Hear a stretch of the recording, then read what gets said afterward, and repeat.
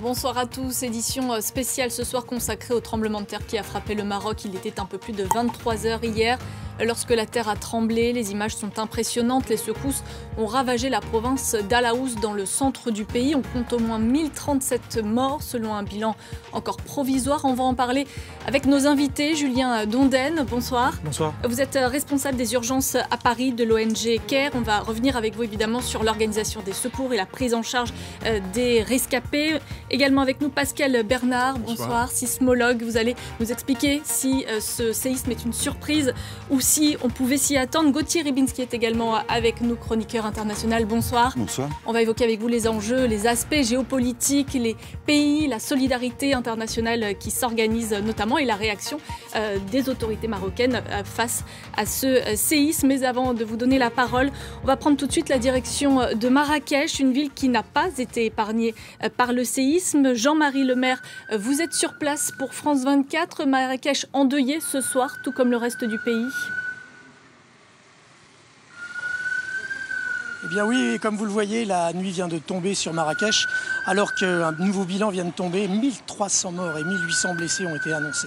Alors la ville semble relativement calme, curieusement, quand on connaît cette ville qui est relativement festive habituellement.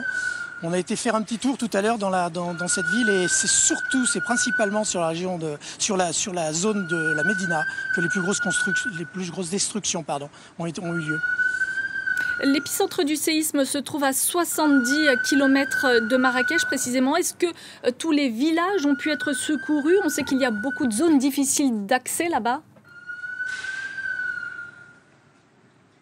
Eh bien oui, c'est extrêmement difficile parce que Marrakech est entouré de montagnes et entouré de petits villages. Effectivement, l'épicentre est à 60-70 km de la ville de Marrakech et tous ces petits villages sont difficilement accessibles.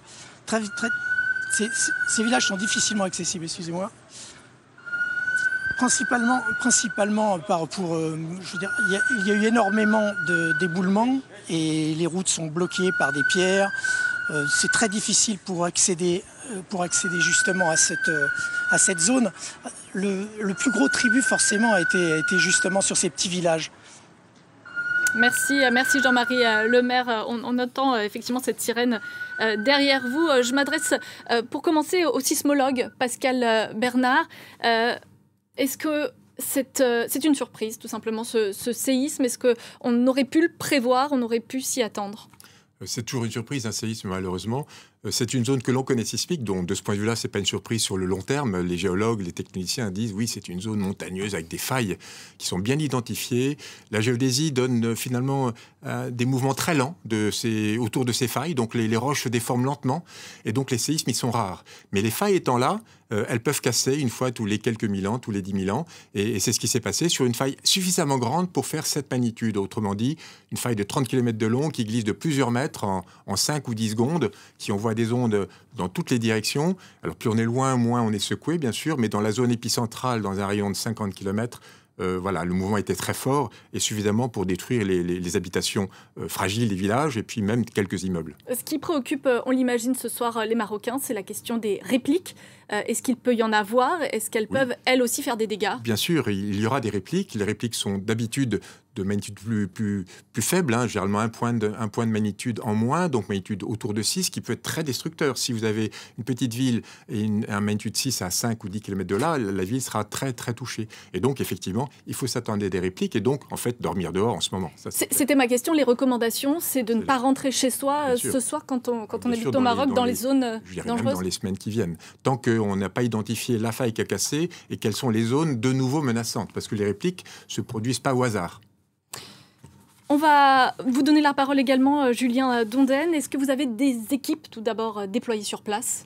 Bien sûr, et notre premier réflexe a été de les contacter ce matin, effectivement. On a des équipes dans l'ensemble du Maroc, mais notamment dans cette région de Marrakech-Safi. On les a contactés et on a pu justement s'assurer de leur bien-être et de leur sécurité ainsi que de leur famille. À midi, on avait fait un tour d'horizon et l'ensemble des équipes étaient en sécurité, ce qui est plutôt rassurant. Et maintenant, on a un deuxième temps qui est une phase d'évaluation où on peut nous mettre au secours des populations marocaines qui sont impactées par ce séisme. Vous avez commencé à le faire ? Nous avons commencé à le faire. Les équipes de CARE au Maroc ont commencé ça dès la mi-journée, à faire une évaluation en coordination évidemment avec les autorités nationales et avec les autres acteurs humanitaires présents. Cette évaluation des besoins va très rapidement déboucher sur des actions. On est déjà présent sur place et dans les zones puisqu'on avait des projets en cours depuis de très nombreuses années maintenant. Donc on a cette capacité à délivrer une assistance assez rapide.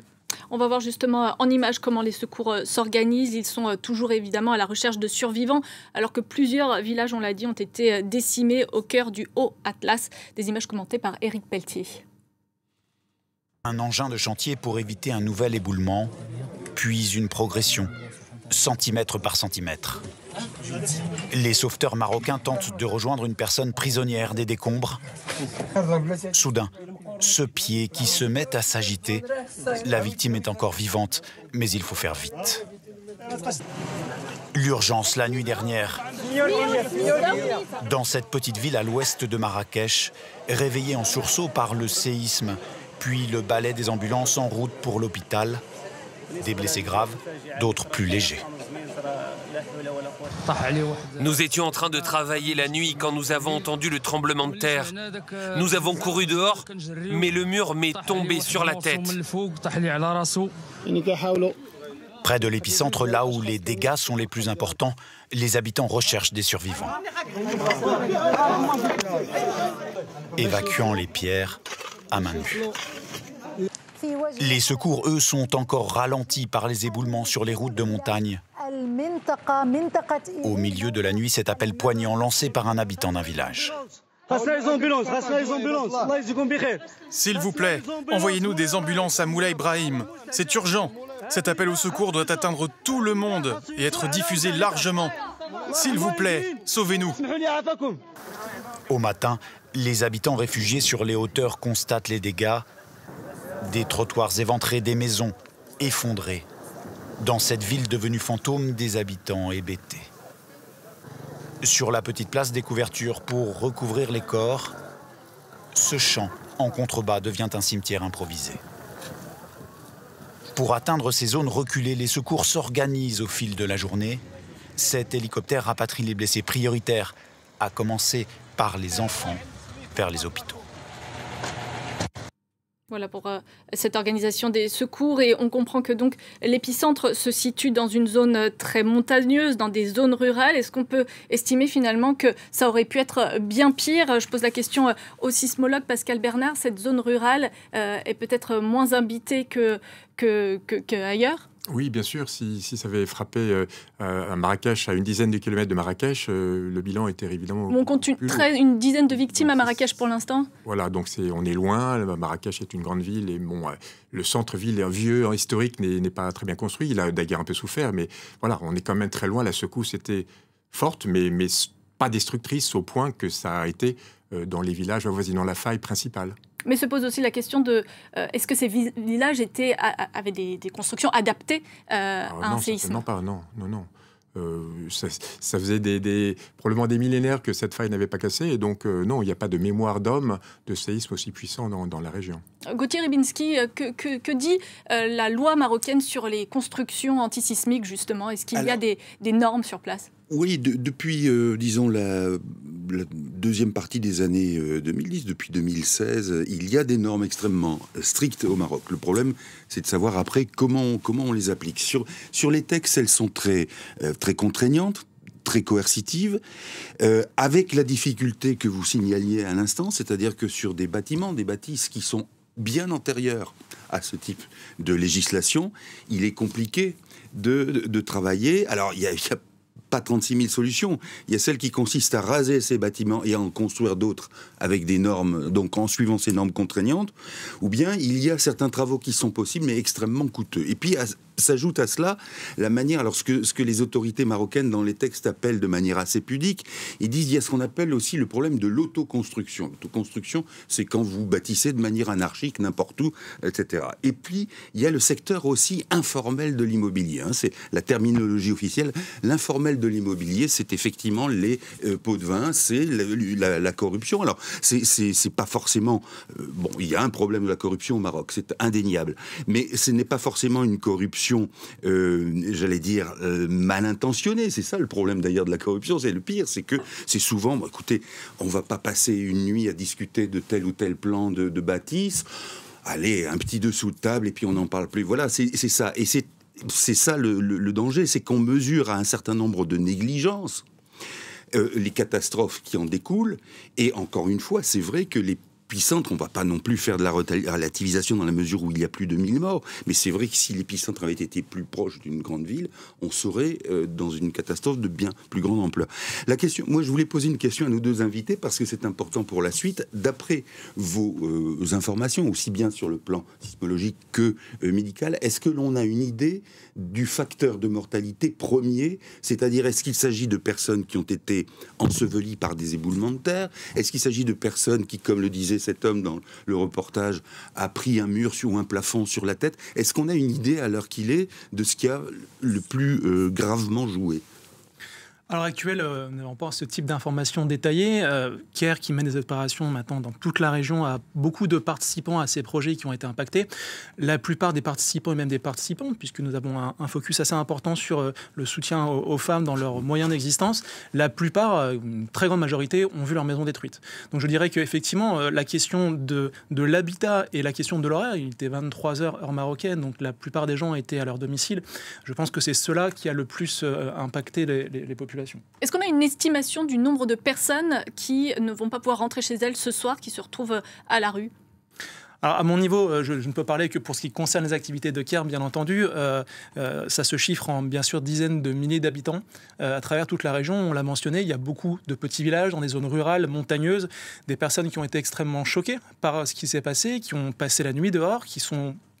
Certaines d'entre elles rentraient au petit matin juste pour prendre des affaires et ressorties aussitôt, terrorisées par les répliques potentielles qui allaient arriver. Donc c'est sans doute des dizaines de milliers de personnes. Et on a aussi qui ont quitté leur zone pour se rediriger plus bas dans la vallée au niveau de Marrakech. Donc il y a énormément effectivement de personnes qui sont à la rue ce soir. La Croix-Rouge évoque 24 à 48 heures critiques. Quelles sont les priorités durant ces premières heures qui suivent une catastrophe ? Bien sûr, alors les priorités, elles sont d'ordre humanitaire, effectivement, d'où ma présence. Bien sûr, des abris, on vient de le mentionner, la plupart des gens qui sont impactés par le séisme sont à la rue. Ils n'ont pu prendre que quelques objets essentiels, et encore pas tous en suite du séisme. Des abris temporaires, bien entendu. Dans un second temps, il s'agira de reconstruction, mais nous n'en sommes pas là encore.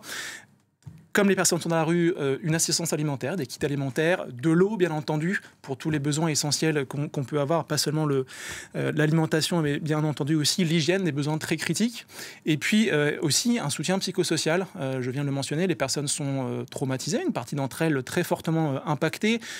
Une partie d'entre elles ont le souvenir du tremblement de terre à Agadir en 1960. Pas tous, évidemment, mais c'est quelque chose qui est ancré quand même dans les esprits et qui est présent. Donc voilà, un soutien psychosocial doit aussi venir conjointement à un soutien et une assistance plus matérielle, je dirais. Justement, on va pouvoir écouter, je l'espère, les réactions de Marocains. Après le choc, beaucoup d'entre eux ont pris la parole pour témoigner. Ils racontent leur peur, leur traumatisme. C'est un sujet de Odile Longueval. Beaucoup filment quand les mots ne suffisent pas pour décrire et raconter la violence du séisme. Ces images sont les premiers récits, les premiers témoignages qui nous sont parvenus de cette nuit d'horreur. D'abord, la sidération et l'incompréhension face à l'ampleur des dégâts. J'ai été surpris. Ma maison est complètement détruite. Mais Dieu merci, on est toujours en vie. Au lendemain de la catastrophe, les sinistrés comprennent peu à peu. Ils réalisent et trouvent les mots. Nous étions installés chez nous lorsque nous avons soudain ressenti une secousse. C'est ma maison juste là. Nous avons entendu des pierres tomber et des gens crier. Nous ne savions pas ce qui se passait. Nous pensions que c'était l'apocalypse. Chacun a ressenti les secousses différemment. Le Français qui filme ces rues de Marrakech imagine d'abord tout, sauf un séisme. Je pensais vraiment que c'était un attentat. On avait l'impression que l'appartement tanguait, c'était assez hallucinant. Et après, j'ai eu le temps de m'habiller et j'ai senti la deuxième secousse qui a duré à peu près 3 à 4 secondes, mais là vraiment un petit peu moins fort. Quelques secondes pour certains. Pour d'autres, le tremblement de terre semble interminable. Cette secousse, elle a duré longtemps, elle a duré pratiquement 2 minutes, donc c'est une éternité. Je suis carrément tombé de mon lit et j'ai rampé parce que je n'arrivais pas à me tenir debout, c'était très compliqué. Parfois, la difficulté à se déplacer ne vient pas du tremblement de terre lui-même, mais du choc, tant la peur est grande. J'ai perdu le contrôle de mes jambes, c'est la première fois que ça m'arrive. Jusqu'à maintenant, ça va, je peux marcher maintenant, mais jusqu'à 8 h du matin, je ne pouvais pas tenir debout. En plus de ces nombreuses victimes, ce soir, le Maroc compte parmi ses blessés de nombreux sinistrés, marqués par des plaies invisibles. Voilà, on voit ce traumatisme des Marocains. Pascal Bernard, quand on est confronté à un séisme, on ne sait plus où est le bas. Déjà, on a du temps, on met du temps à réaliser que c'est un séisme. Ça prend toujours plusieurs secondes, parfois même plus. Et puis quand le mouvement est très fort, on n'arrive pas à marcher, on tombe. Et donc on a des vertiges. Et généralement, on est incapable de bouger, de se déplacer dans une pièce et de sortir. Donc, ce qui se passe, c'est que les premiers mouvements sont souvent moins forts, suivant la distance du séisme, mais les mouvements destructeurs arrivent plusieurs secondes, voire plusieurs dizaines de secondes après les premiers ressentis, qui sont les ondes les plus rapides, mais moins violentes. Et du coup, là, ça laisse le temps de bouger, effectivement, mais quand le mouvement devient fort, au moment des ondes de cisaillement qui font tomber les bâtiments, eh bien là, on peut vraiment plus bouger. Alors que ce qu'il faudrait faire, c'est fuir le plus vite possible le bâtiment dans lequel on se trouve. Pas forcément. Si le bâtiment est bien construit, il vaut mieux éviter de s'enfuir parce qu'on risque plus de recevoir quelque chose qui vient de la façade ou du toit que le bâtiment lui-même s'effondre. Il vaut mieux, lorsque le bâtiment est relativement bien construit, relativement récent, il vaut mieux rester. Sauf, évidemment, être dans un vieux bâtiment ancien ou dans une petite maison de campagne qui a un siècle d'âge. Parce qu'il faut sortir. Le séisme, maintenant, il a eu lieu. Qu'est-ce qu'ils font, les sismologues, à l'heure actuelle? Ils essayent de trouver où se trouve la faille. Voilà, ça, c'est extrêmement important. Les sismologues, les géodésiens, les techniciens, il y a plusieurs expertises là-dessus. On essaye de voir quelle est la faille qui est cassée, sur quelle longueur exactement, quelles sont les failles voisines qui pourrait casser dans les semaines. À ce moment-là, ça serait des répliques, mais peut-être à l'échelle de 10 ans ou 100 ans, les grandes failles voisines sont potentiellement rechargées par cette rupture. Et donc, c'est des zones prioritaires d'études. Et il faut agir vite parce que la microsismicité des répliques, elle nous dit un petit peu les indices des failles qui pourraient casser demain, dans 1 an ou dans 50 ans. Donc il faut aller vite. La géodésie va être très importante, satellite ou au sol. Et bien sûr, les géologues qui vont essayer de trouver les ruptures de surface. La faille casse en profondeur, mais arrive jusqu'à cette fracture qu'on voit apparaître au sol et qui généralement décale le sol de mètres, plusieurs mètres éventuellement. Dans le cas de ce séisme, on s'attend à 2-3 mètres de glissement. Gauthier Rybinski, des séismes à France 24, on en a déjà traité au Japon, en Turquie. Est-ce qu'il y a des parallèles qu'on peut faire entre chaque séisme ? Bien sûr, il y a des parallèles, ne serait-ce que par exemple de par ce que notre invité a abordé à l'instant, c'est-à-dire le comportement que l'on peut avoir, ce qu'on appelle la culture, c'est-à-dire de savoir si c'est possible, tant le choc est fort, mais si on a un réflexe, par exemple, qui va consister à sortir alors que le bâtiment présente un certain nombre de dangers, ou bien au contraire à rester, sachant que ce bâtiment est plutôt équipé. On imagine que les Japonais sont mieux rodés. Alors, tout simplement, oui, c'est là que la culture est intéressante et que la démocratie aussi est intéressante. C'est-à-dire que, si vous voulez, quand vous avez dans un pays des mécanismes de contrôle sur l'application de normes antisismiques, après, les spécialistes peuvent débattre de la pertinence de ces normes. Mais quand il y a des contrôles qui permettent d'appliquer ces normes à partir du moment où on est certain qu'elles ont une valeur scientifique, eh bien c'est quelque chose qui favorise aussi la culture, c'est-à-dire l'apprentissage, au fond, de quelque chose de fiable. Et à partir de ce moment-là, il y a aussi un phénomène, alors là, qui est encore plus développé au Japon, de par la fréquence de l'activité sismique, c'est le fait qu'il y a presque, comment vous dire, une accoutumance. Alors, c'est pas au mauvais sens du terme, c'est le fait de dire que l'on vit avec ça. Bon, c'est vrai qu'au Maroc, il y a une histoire qui est violente, mais qui est un peu plus espacée en termes de Agadir 1960. Alors, Agadir 1960, Hiroshima 2004, ce sont des séismes forts, en magnitude, si je me souviens bien, un peu inférieurs à celui d'aujourd'hui, mais néanmoins tragique. Simplement, comment on aborde la chose? Est-ce qu'on se dit, c'est un phénomène exceptionnel, certes il faut y travailler, mais après tout, ça n'est pas si fréquent que cela? Ou bien est-ce qu'on entre précisément dans cette culture qui consiste à dire, ça peut arriver n'importe quand, il faut être prêt, et avoir, alors non seulement les normes, qu'elles soient respectées, et qu'au fond, il y ait cette confiance, c'est ça qui est capital, de la population dans ces normes, c'est-à-dire pas une confiance scientifique, parce que nous ne sommes pas à même de juger de la qualité, de la performance ou de l'efficacité de ces normes, mais dans la confiance démocratique qu'il y a à la surveillance de l'application de ces normes et aussi de leur conception. C'est-à-dire que si vous avez confiance dans le fait que, d'une part, les scientifiques qui ont élaboré ces normes sont de véritables scientifiques et qu'en plus les normes sont observées, à ce moment-là, il y a une forme d'apprentissage qui est favorisée. Si vous avez un doute, ou si vous pensez que c'est quelque chose qui n'est pas du pouvoir humain, parce que c'est vrai aussi, reconnaissons-le. Cet après-midi, je citais, c'est très vieux, mais le séisme de Lisbonne en 1755, qui avait eu des conséquences jusqu'au Maroc, et à l'époque, tout le monde, nord comme sud, s'était dit, il s'agit d'une punition divine. Heureusement, on n'en est plus là. Mais si vous voulez, la passivité que l'on peut avoir, parfois même nous, dans nos commentaires, on dit, oh là là, fatalité, fatalitas, ça n'est... Non, il y a très peu de fatalité dans ce domaine-là. Malheureusement, il y aura toujours des morts, mais il y a des moyens très sérieux de contrecarrer le pouvoir dévastateur de ce type de phénomène. Donc il incombe maintenant, Pascal Bernard, aux autorités marocaines de faire en sorte qu'un tel drame ne se reproduise pas en revoyant un peu les normes antisismiques. Alors c'est pas si simple, parce qu'il faut d'abord connaître l'activité de ces failles. Est-ce qu'elle casse une fois tous les 1000 ans, tous les 10 000 ans? On sait qu'au sud du Sud-Atlas, ça va moins vite, il y a moins de grands séismes qu'au nord, vers la Méditerranée. Voilà, donc il faut un peu serrer les choses, et le travail a commencé, bien sûr, et il faut qu'il se poursuive pour affiner ces normes, et ensuite, effectivement, donner parce qu'il y a des décisions à prendre. Voilà, on sait que telle faille peut casser, ou telle zone, on s'attend à un séisme de magnitude 6 tous les 500 ans, ou un magnitude 7 tous les 5000 ans.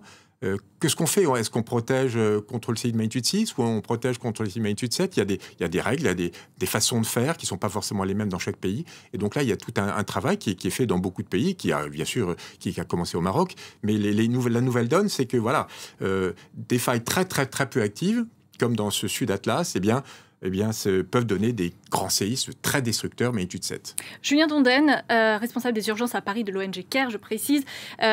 La Croix-Rouge estime que le Maroc pourrait avoir des besoins pour des mois, voire des années.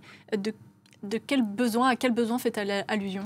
Effectivement, je l'évoquais tout à l'heure, il y a des besoins immédiats dans les premières 24-48 heures, et puis il y a des besoins à plus long terme de reconstruction, de réhabilitation. Alors on parle non seulement évidemment des habitats, mais aussi des moyens d'existence pour des personnes qui ont tout perdu, leurs outils de travail, leurs moyens de survie. On parle de paysans, on parle de personnes qui cultivent la terre. Donc les moyens socio-économiques à plus long terme devront être améliorés, mettre en place des activités de relèvement socio-économique auprès des personnes. Donc effectivement, c'est un travail sur des mois, voire des années, a fortiori si malheureusement les répliques vont continuer et que le bilan va s'alourdir. C'est un travail au long cours, en différentes phases, mais bien sûr, le plus important, c'est la phase des premiers jours. Effectivement, on l'a vu, encore des personnes sous les décombres, et puis pour les survivants, les besoins d'abri, assistance alimentaire. Après chaque assistance alimentaire, justement, après chaque séisme, on évoque la question de l'eau potable. Elle est cruciale, elle est primordiale? Elle est primordiale, et puis pour reprendre votre question sur le plus long terme, effectivement, s'assurer aussi que tous les systèmes de conduite d'eau n'ont pas été endommagés, et ça, c'est un travail au plus long cours, et qui va impacter des milliers d'habitants dans la région. Donc effectivement, en premier temps, de l'eau pour les personnes qui sont sorties de chez elles, qui sont littéralement à la rue, et nous en avons eu au téléphone, nous avons des participants à nos projets qui sont dans ce cas-là, et puis une analyse au plus long cours sur l'adduction d'eau, les systèmes, le réseau d'eau, et comment cela a été impacté et comment on peut le réparer. Est-ce que d'expérience, les personnes qui subissent un séisme restent vivre là où elles ont eu leur traumatisme, ou elles cherchent à fuir la zone au final à plus long terme? Alors pour ce qui nous concerne, en tout cas d'un point de vue purement humanitaire, on remarque les deux comportements. C'est vrai que la plupart du temps, nous avons affaire, en tout cas là sur cette zone, à des personnes qui sont en communauté dans leur village depuis presque toujours. Ce sont des personnes, en tout cas pour ceux qui nous concernent, vont rester là, très probablement. Alors, bien sûr, dans un premier temps, une partie d'entre eux vont fuir, s'éloigner le plus possible de cette zone avant qu'elle ne soit potentiellement inaccessible. Mais la plupart du temps, en tout cas sur ce type de géographie et de population, l'évacuation. Les gens restent, bien sûr, ils sont en famille, ils sont très entourés et il n'y a pas de départ suite à ce séisme. Pascal Barnard, vous étudiez aussi le comportement des habitants victimes de séismes? Non, moi je suis tout à fait incompétent là-dessus, je ne peux pas vous répondre. On va poursuivre avec un sujet justement sur la ville de Marrakech qui a été également endommagée par ce séisme. La Médina et la place Jemaa el Fna notamment ont fait les frais de ce séisme. C'est un sujet de Nicolas Auer. Le long de la route qui mène de l'aéroport à Marrakech, des bâtiments fissurés, défigurés. Et ce restaurant historique de la Médina, à terre. Sur les terrasses, un semblant de vie normale à l'heure du thé pour ce vieil homme. Mais il n'a pas réussi à trouver le sommeil depuis hier, traumatisé. J'ai vu 3 personnes qui sont mortes devant moi. Une fille, une mur qui tombe sur elle, ça fait mal. Ici dans la Médina, le cœur historique de Marrakech, on voit désormais des gens qui dorment dans la rue, au pied des immeubles effondrés. Cette mère de famille s'est sauvée de justesse avec sa fille de 5 ans. Elles n'ont plus rien.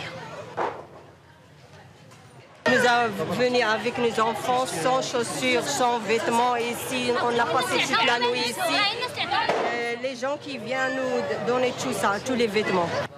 L'aide peine à arriver, l'eau est rationnée. Les rares distributions d'aide alimentaire sont source de disputes et de colère. Il n'y a pas d'aide, les gens sont morts, on n'a rien à manger depuis hier, on dort dans la rue. Ça fait 24 heures qu'on n'a rien avalé, on dort sur des cartons. Suivez-moi, suivez-moi. Ces jeunes tiennent à nous montrer ce qu'il reste de ce quartier juif. Dans leur tête, ce bruit, encore lancinant.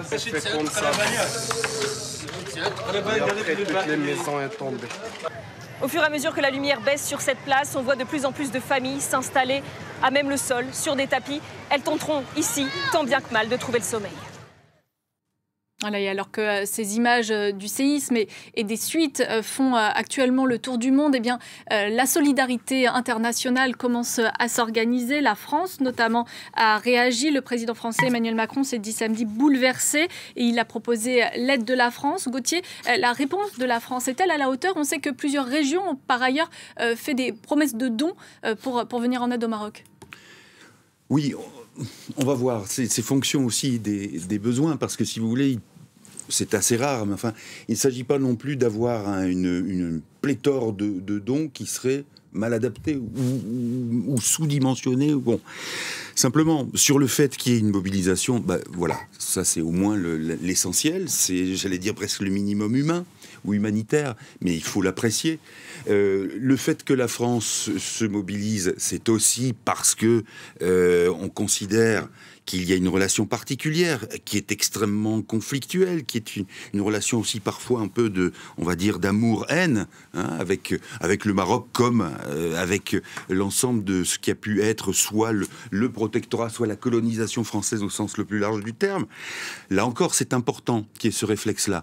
Je ne crois pas par ailleurs qu'il faille en attendre des modifications essentielles ou substantielles dans les rapports diplomatiques. On sait qu'il y a des choses qui sont extrêmement rugueuses en ce moment entre le Maroc et la France, qui tiennent aussi, alors, à ce passif colonial, qui tiennent aussi à une manière dont le Maroc s'affirme sur la scène internationale, d'une manière assez rugueuse également, hein, qu'on se souvienne, alors c'est pas directement en rapport avec la France, mais qu'on se souvienne de la manière dont le Maroc avait géré, parce que c'est bien le terme qui est propre dans ce cas-là, les migrants, les afflux de migrants aux abords des enclaves espagnoles, des territoires de Ceuta et Melilla, et on voyait bien qu'il y avait rétention ou laisser aller en fonction des exigences de la politique marocaine vis-à-vis de l'Espagne. Donc tout ça, il faut pas l'oublier. Ce n'est pas parce que justement les Marocains sont dans le malheur. Au contraire, il faut doublement penser à eux. Mais encore une fois, ne soyons pas, désolé de doucher cet enthousiasme-là, mais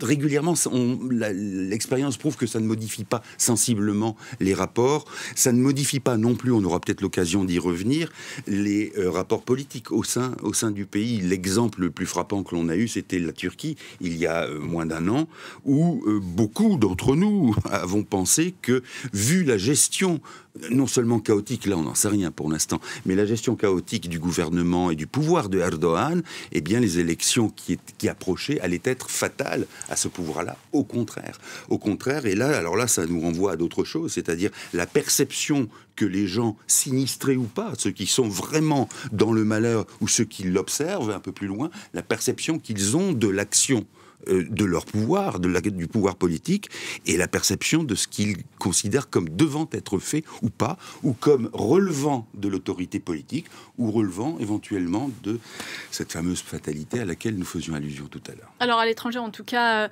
on veut aider le Maroc et la France en particulier. Donc 3 régions du Sud qui s'engagent à fournir 1 million d'euros d'aide humanitaire, des entreprises françaises également qui disent vouloir contribuer financièrement. La Croix-Rouge fait des appels aux dons. Est-ce que vous faites également, vous, des appels aux dons via votre ONG? Et de quels dons il s'agit? Est-ce que ce sont des dons en nature ou plutôt financiers? Oui, effectivement, et je salue l'effort de solidarité, l'élan de solidarité, effectivement, des citoyens français. C'est quelque chose qui est absolument important. La plupart des ONG qui ont des activités déjà au Maroc se mobilisent. CARE en fait partie. Nous avons aussi relayé un appel aux dons dans la journée. Alors, il s'agit d'un appel aux dons monétaire, principalement, pour différentes raisons. Pour des raisons de facilité, pour des méthodologies d'intervention aussi. Le Maroc est un pays dans lequel on peut aujourd'hui trouver tous les produits de première nécessité dont les personnes ont besoin.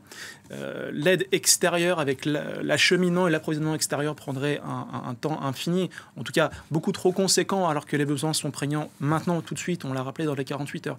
Donc l'assistance monétaire, le don, la collecte monétaire est la priorité aujourd'hui pour ensuite appuyer les efforts des équipes déjà présentes au Maroc avec une assistance qui se fait vraiment localement.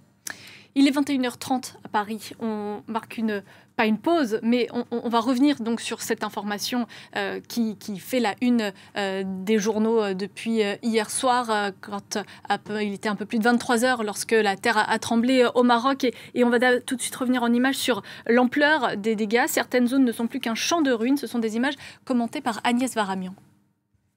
Au pied du minaret décapité par la secousse, un faubourg de Taroudant. Nous sommes à 80 km à l'est d'Agadir.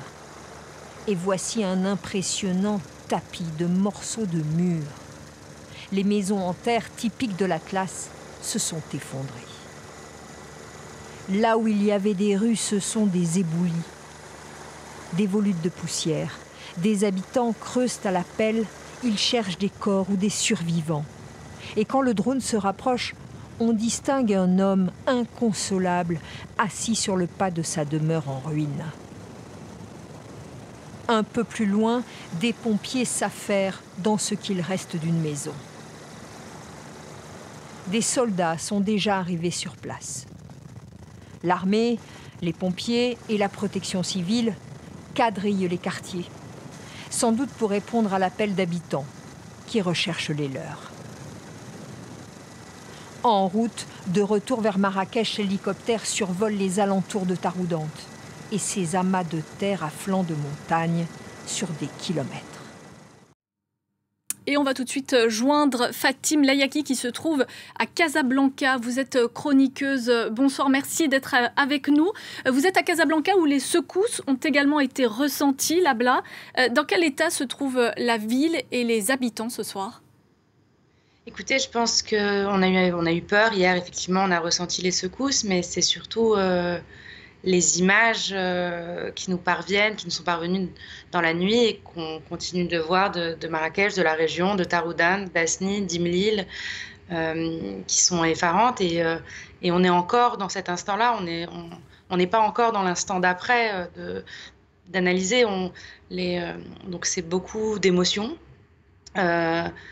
De stupeur et voilà, et le décompte des morts continue de grandir et je crains qu'il ne continue encore de grandir. Donc des pensées très très émues pour toutes les familles de victimes, pour toutes les familles qui ont perdu leur maison et aussi une sacrée dose d'admiration pour les secouristes qui continuent de faire un travail admirable. Et voilà, je pense que, comme je vous disais, on est encore en plein dedans. Donc là, beaucoup d'émotions. Je pense qu'il y a une très belle solidarité qui est en train de se créer, d'abord à l'échelle nationale, Je l'ai vu ce matin quand j'ai été donner mon sang, les queues devant les centres de transfusion étaient très grandes. Et puis là, toute cette solidarité internationale que vous relayez sur votre antenne et qui est importante. On parle à ce jour, il me semble, de plus de 1300 morts, des centaines de blessés également. Est-ce que vous pouvez nous en dire un peu plus sur la façon dont s'organisent les secours? Quelles sont les zones qui ont en particulier besoin d'aide à l'heure actuelle? Je pense qu'il y a beaucoup de villages enclavés dans l'Atlas qui ont besoin d'aide et qui étaient inaccessibles ce matin. Je sais que les secours sont en train de s'organiser. Il y a aussi une très très belle solidarité qui s'organise. Il y a des appels aux dons qui sont relayés. Il y a la Banque alimentaire, pour ne citer qu'elle, ici, qui a fait un appel aux dons. Il y a aussi des initiatives privées qui sont remarquables. Des structures qui mettent à disposition des moyens logistiques pour se rendre dans les régions autour d'Imlil, d'Asni Comment les autorités ont-elles réagi? Est-ce qu'il y a eu des prises de parole officielles? Écoutez, il y a un communiqué officiel de la Maison Royale il y a quelques heures pour annoncer d'abord un deuil national de 3 jours, ce qui semble absolument logique, mais aussi qui déploie des moyens considérables pour l'organisation du sauvetage et de toute la logistique de secours aux victimes. Donc non, je trouve que voilà, les réactions sont exactement comme elles doivent être face à un tel drame. Mais je pense que voilà, on est encore dans l'instant T, on n'est pas encore dans le lendemain. On est encore dedans. D'ailleurs, on ne sait pas combien il y a de morts, on ne sait pas combien de villages ont été touchés, détruits. Je sais par exemple sur l'oasis de Tinmel, on ne sait pas si ça a été complètement détruit partiellement. Et puis oui, Taroudant, Touirgane, enfin plein de villages. Donc, voilà, alors que l'on voit à l'antenne des images effectivement de la réunion de crise qui s'est tenue aujourd'hui, est-ce que vous, à Casablanca, vous redoutez par exemple des répliques?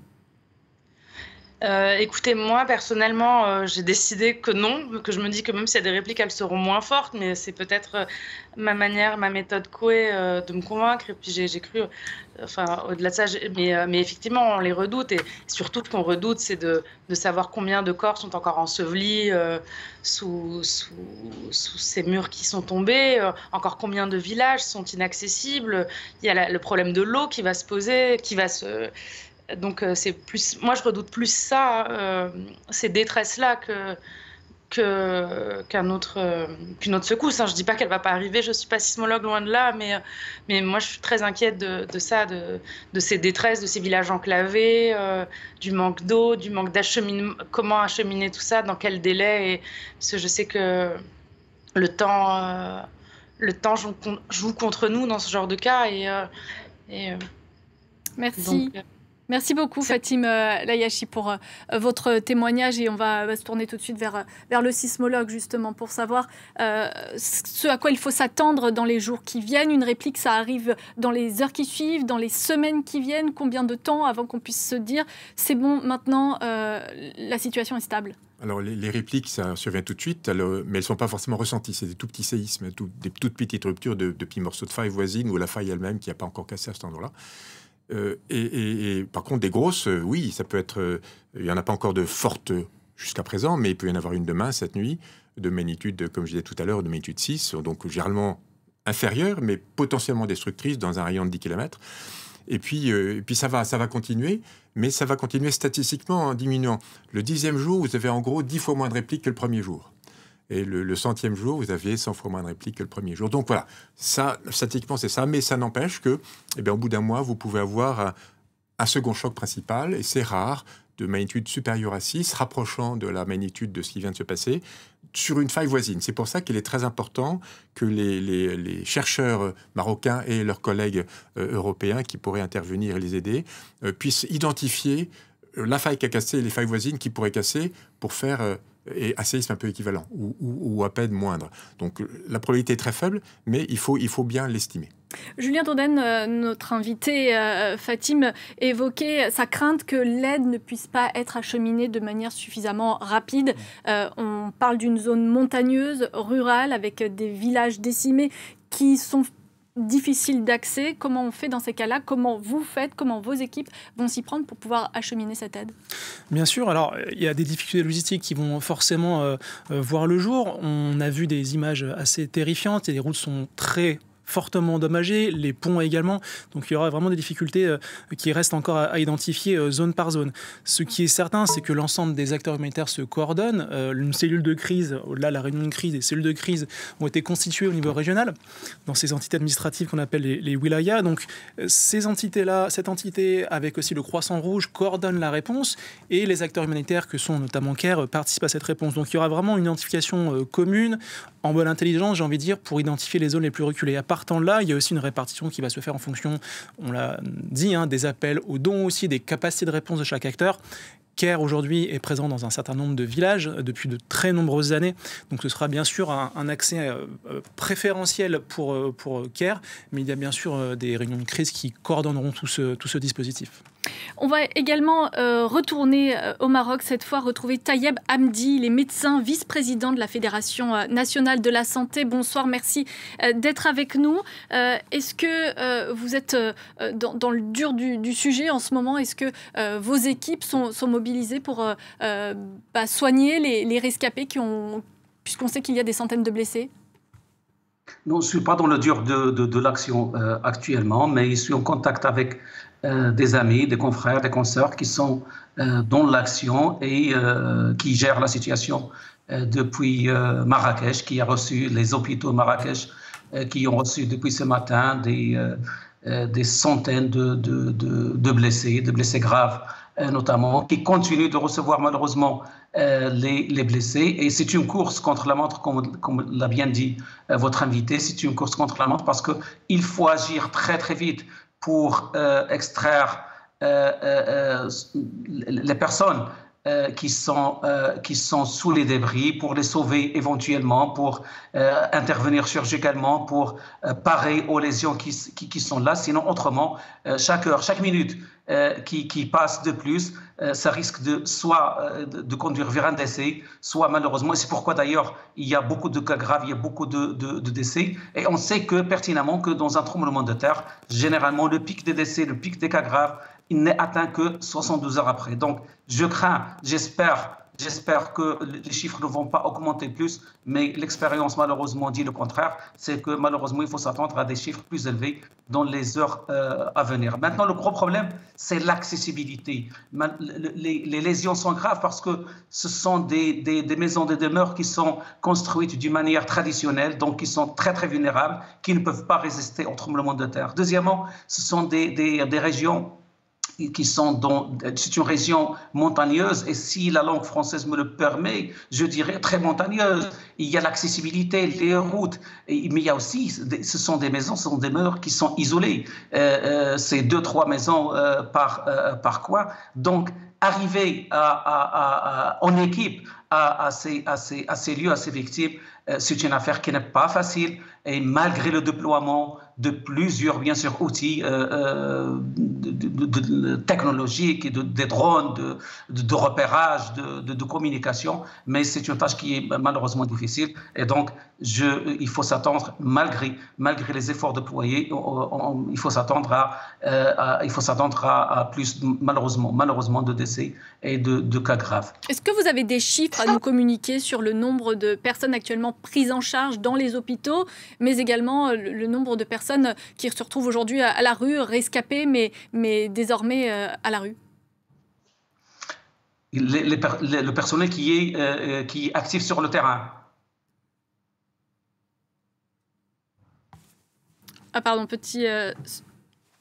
Est-ce que maintenant, bon, il y a la mobilisation, le déploiement, bien sûr, des services de santé, c'est-à-dire c'est une hiérarchie de prise en charge, de recherche et autres, mais aussi il y a l'intervention des forces armées royales, il y a l'installation d'un hôpital de campagne pour prendre en charge, un hôpital de campagne médical et chirurgical pour prendre en charge localement des interventions chirurgicales qui sont urgentes sans même attendre le transfert de patients. Il y a des patients qui sont transférés vers Marrakech, d'autres hôpitaux comme Agadir, par exemple, qui a reçu, il y a Teroudant, il a reçu le matin, cet hôpital, 200 victimes, et il a transféré vers Agadir d'autres patients qui sont gravement blessés.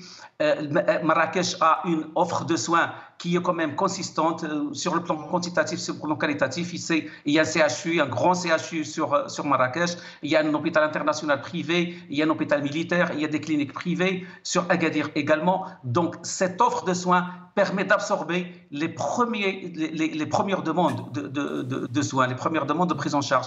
Mais malheureusement, comme on l'a dit, il faut un soutien. C'est pourquoi il y a l'intervention des forces armées royales avec la médecine militaire, avec les médecins militaires, il y a avec l'hôpital de campagne, avec des hélicoptères, des drones. Et tout cela, c'est justement pour pouvoir absorber la demande. Autrement, bien sûr, il faudra transférer des patients vers d'autres hôpitaux si c'est nécessaire. Mais jusqu'à présent, d'après mes contacts sur le lieu, jusqu'à cet après-midi, Marrakech a pu faire face à cette catastrophe malheureusement naturelle et sanitaire. Jusqu'à présent, ça gère d'une manière fluide cette crise sanitaire, bien sûr avec tous les sacrifices que ça demande de la part des ressources humaines, du personnel, que ce soit militaire, que ce soit civil, que ce soit bien sûr du public ou du privé, donc dans un élan de solidarité, de système de santé pour pouvoir sauver des vies et pour pouvoir éviter des blessures graves à la population et donc soulager quand on agit très vite et quand on agit en amont, on soulage en aval et on soulage les centres hospitaliers et donc c'est comme ça qu'on peut gérer la situation dans les heures et les jours à venir. Tayeb Hamdi, merci beaucoup pour votre témoignage. Gauthier Rybinski, les deux témoignages que l'on vient d'entendre sont plutôt positifs sur la façon dont est prise en charge la catastrophe. Il semble dire que finalement, il y a une mobilisation nationale, que tout le monde est mobilisé et que les choses se font pour agir au plus vite. Ah mais je crois qu'il n'y a pas à douter de la mobilisation nationale, ni même de la solidarité. Après, ce qu'il va falloir mesurer, c'est son efficience. Ça, c'est autre chose. Alors, juste d'un mot, je voulais préciser quelque chose, parce que nos téléspectateurs ont vu une information s'inscrire sur leur écran concernant le roi Mohamed VI, dont le silence a été remarqué au moment où vous signaliez tout à l'heure que la communauté internationale s'était au moins émue et pour certains mobilisée. Donc il semblerait, selon toute vraisemblance, le roi Mohamed VI était en France pour se faire soigner et ce qu'on a donc appris, c'est qu'il rentrait au Maroc compte tenu des circonstances. Voilà. Donc ça c'est pour cette information. Pour le reste, oui, si vous voulez... Ce qui est en jeu aussi dans ce genre de tragédie, c'est aussi une image nationale que l'on donne à l'extérieur et que l'on donne aussi à ses propres citoyens. Je veux dire par là, et sans esprit de provocation, que tout pays, n'importe lequel, qui donnerait l'impression, je ne dis que l'impression, sans que ça soit forcément la réalité, mais qu'il est négligent ou indigent dans la prise en compte, dans la prise en charge d'une tragédie pareille, ce pays-là scie la branche sur laquelle éventuellement il serait assis. Donc c'est là qu'il y a quelque chose d'important et qui est toujours, malheureusement, parce que là il s'agit bien de vie, il s'agit pas, il ne devrait pas s'agir en priorité du statut national de tel ou tel pays, mais ça joue, forcément, ça joue. Et si on veut comparer à nouveau avec la Turquie, souvenez-vous ce qu'avaient été les réactions du pouvoir turc à l'époque, qui consistait à dire la chose est tellement énorme qu'on ne pouvait pas y parer. Oui, si ce n'est mais la population était critique. Et la population est extrêmement critique. On a vu aussi dans le reportage tout à l'heure de nos confrères de France 2 qu'il y avait aussi, mais ce qui est parfaitement normal, ça ne veut pas dire que c'est une critique politique construite pour l'instant, c'est aussi une réaction, un contre-coup à la peur. Mais tout ça, ça doit aussi s'observer avec la plus grande vigilance et le plus grand intérêt, parce que malheureusement, qu'on le veuille ou non, ça fait partie de l'histoire, non seulement d'un pays, mais l'histoire d'un séisme, mais la manière dont aussi on le prend en compte, c'est-à-dire qu'il est évident que pour certains pouvoirs, et là je ne parle pas pas du Maroc en ce moment, mais pour certains pouvoirs, une forme de passivité politique des citoyens par rapport à ce qui leur arrive n'est pas un encouragement à travailler dans le sens, par exemple, de l'amélioration des normes. C'est évident, c'est un classique. Donc là aussi, il y a, j'allais dire, cet aspect politique au sens le plus noble du terme, qu'il est peut-être un peu inconvenant à l'heure où nous parlons d'évoquer, mais qui immanquablement, la question sera posée, et même, je dirais qu'elle sera posée, même si elle n'est pas posée par les Marocains eux-mêmes. Julien Dondenne, on a évoqué avec vous l'organisation des secours. On va également l'évoquer avec vous, Ismaël Assouné. Vous êtes médecin, secrétaire national du Secours populaire français. Vous êtes en ligne avec nous. Est-ce que vous pouvez nous parler de vos équipes qui se mobilisent, j'imagine, pour participer à cet effort pour aider les Marocains ? Bonsoir. Le Secours populaire français est présent au Maroc depuis 1960, depuis les tremblements de terre d'Agadir. Moi, personnellement aussi, j'ai participé à l'aide du tremblement de terre d'El Hoceima au nord du Maroc. Donc nous, on est présent depuis longtemps sous plusieurs formes et particulièrement au moment des catastrophes naturelles. Donc on a cette expérience, on a nos partenaires et donc dès les premières heures d'aujourd'hui, les partenaires locaux ont été sur place pour mener des évaluations pour savoir quels sont les besoins et dans quel secteur on peut travailler, on peut commencer à travailler. Et quelles sont vos conclusions justement ? Et la conclusion, les besoins sont énormes. C'est un des tremblements de terre les plus importants qui a secoué le pays. La catastrophe maintenant, c'est qu'on a vu dans d'autres tremblements de terre un peu partout dans le monde, que les gens, même ceux qui ont des habitations intactes, ils ne veulent pas rentrer chez eux. Et par peur, bien sûr, de répliques et que ces maisons-là puissent être aussi endommagées pendant leur sommeil. Donc, c'est une nuit très terrible, très difficile et ça va durer pendant quelques temps. Si on va comparer avec les tremblements de terre de la Turquie, il y a des gens qui sont jusqu'à maintenant ne sont pas rentrés chez eux. De quelle manière vous prenez en charge ces personnes ? Est-ce que vous leur fournissez un abri, justement ? Oui, justement, c'est une prise en charge complète, c'est-à-dire les mettre dans des abris, après distribution des produits de première nécessité, produits d'hygiène, prise en charge psychologique. Il a une expérience, le Secours populaire, en matière de village copain du monde, prise en charge des enfants. Et en plus, l'eau. L'eau, c'est un élément important parce que quand il y a un tremblement de terre un peu partout dans le monde, il y a une destruction de l'infrastructure et les eaux usées peuvent être mélangées aux eaux potable et donc c'est un des risques importants si on va comparer l'exemple par exemple de Haïti où il y a eu épidémie de choléra. Donc ça peut être aussi un élément important. Nous, on distribue beaucoup de filtres d'eau, surtout dans les régions lointaines où il n'y a pas accès à l'eau potable. J'ai déjà posé la question à Julien Dondenne, responsable des urgences à Paris de l'ONG CARE. Est-ce que vous avez besoin de dons dans ces cas-là ? Quel est le plus urgent ? De quoi vous avez besoin ? Je confirme ce qu'il a dit, j'ai écouté ce qu'il a dit.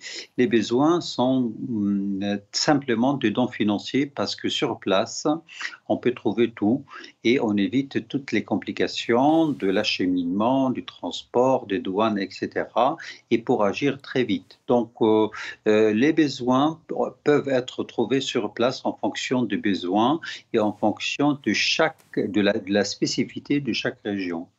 Julien Dondenne, vous travaillez main dans la main les différentes ONG, les différentes associations humanitaires pour venir en aide aux populations ou chacun fait de son côté ? Il y a une coordination, bien entendu, j'en parlais tout à l'heure, sous l'égide des autorités, bien entendu, et du Croissant-Rouge, qui a une présence assez forte au Maroc. Il y a une coordination qui s'est déjà mise en place et qui sera encore renforcée dans les jours à venir. Il s'agit bien entendu de correctement évaluer les besoins, de ne pas partir en cavalier seul, si j'ose dire. Bien sûr que c'est dans l'intérêt de tous les Marocains et Marocaines qui ont été impactés par le séisme d'être, comment dirais-je, aidés par l'ensemble des acteurs et de manière assez équitable et proportionnée. Il n'y a absolument pas, de querelle à ce niveau-là et c'est dans l'intérêt collectif que l'ensemble des acteurs humanitaires déjà présents sur place se coordonnent aujourd'hui. Une question à notre sismologue. On n'en est pas là, évidemment. On en est pour l'instant à venir en aide et à parer au plus urgent. Mais la question de la reconstruction, elle va se poser également. Est-ce que dans ces cas-là, on reconstruit au même endroit ? Je pense que c'est pas moi de répondre, mais je pense que oui, on reconstruit au même endroit. On s'éloigne de 20 km ou 50 km, le risque est à peu près identique dans la montagne. Donc, par contre, peut-être on est plus vigilant sur les flancs de montagne qui peuvent s'effondrer et faire des ganglissements de terrain. Les routes seront peut-être construites de manière respectant plus les dangers de la montagne eux-mêmes. Hein. Et puis, peut-être les maisons seront construites un petit peu différemment. C'est pas forcément bien d'avoir un toit très très lourd sur des murs très faibles. Donc, il vaut mieux un toit léger et des murs costauds. Donc, il y a des pratiques de construction qui pourraient peut-être changer aussi, même pour les petites maisons individuelles.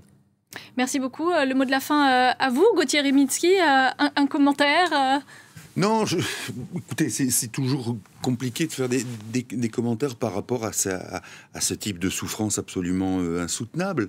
Et que nous-mêmes ici, nous avons du mal, il faut l'avoir vécu justement, hein, d'entendre parfois ce que c'est que des cris qui viennent du sol parce qu'il y a quelqu'un qui est enseveli et coincé. C'est à ça qu'il faut penser. Et en même temps, je dirais que d'une certaine manière, le fait que nos débats, qui ne sont pas vains dans cette affaire-là, reprennent leurs droits, eh ben c'est malgré tout le signe que la vie quand même, elle sort de là. Elle est plus forte, et malgré l'accablement que produit ce drame, il y a, à partir du moment où la parole sort, où la parole scientifique sort, il y a quelque chose qui incite à l'espoir et surtout justement de rompre ce qui peut être de l'ordre ou perçu comme l'ordre de la fatalité, parce que certains, au Maroc comme ailleurs et depuis des siècles, y verront la trace d'une fatalité. Non, des enseignements tirés, et sans doute qu'un pays comme le Japon aussi, bien a sûr, déjà bien sûr. Quelques longueurs d'avance sur cette question. Merci beaucoup à tous les trois d'avoir été nos invités pour cette édition spéciale consacrée au tremblement de terre au Maroc. On se retrouve dans quelques minutes pour un nouveau point sur l'actualité.